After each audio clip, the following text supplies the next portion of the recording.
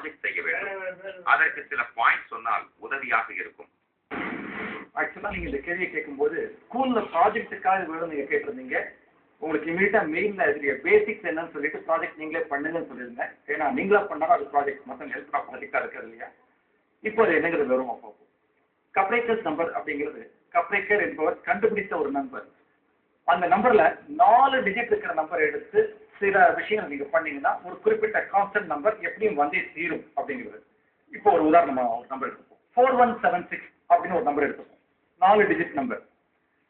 இப்போ நீங்க பண்ண வேண்டியது என்னன்னா இத பெரிய நம்பர்ல இருந்து சின்ன நம்பர் வர மாதிரி முதல்ல மாத்திக்கணும். 4176ல பெரிய நம்பர் 7, அதுக்கு அடுத்த சின்ன நம்பர் 6, அப்புறம் 4 1 7641.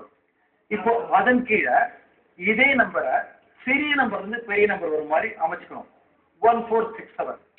ஸோ இப்போ 7641ல 1467 கழிச்சிங்கன்னா வரும் விடை 6174. இதுதான் கப்ரேக்கருடைய கான்ஸ்டன்ட் நம்பர்.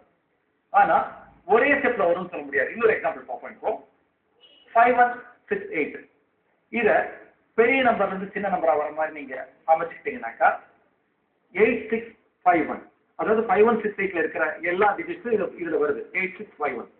இப்போ சின்னதுல இருந்து பெருசா இப்போ மாத்தி அமைக்கிறீங்க 1568.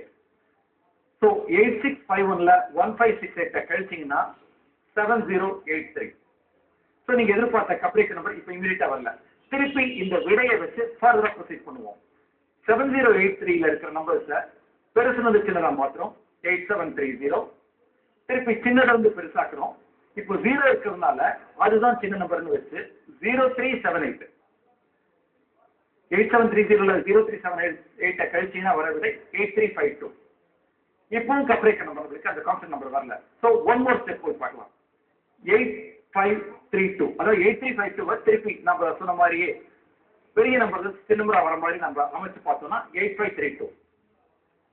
அதன் கீழே சின்னதுல இருந்து பெருசா திருப்பி பண்றோம் 2358. ஸோ 8532 மைனஸ் 2358 பார்த்தீங்கன்னா 6174. கப்ரேக்கர் கான்ஸ்டன்ட் நம்பர் வந்தாச்சு. இப்போ இந்த கான்ஸ்டன்ட் நம்பர் வரதுக்கு ஒரு ஸ்டெப்ல அல்லது 2 ஸ்டெப்ல வரும்னு எக்ஸாக்டா சொல்ல முடியாது. 7 ஸ்டெப்ல கூட சமயத்துல வரும். ஆனா வந்தே தீரும் அப்படிங்கிற கப்ரேக்கர் அப்படி ஒரு காம்ப்ளிகேட்டட் நம்பர் எடுத்து 10-15 ஸ்டெப் கழிச்சு வருதான ஆராய்ச்சி பண்றவங்களும் இருக்காங்க.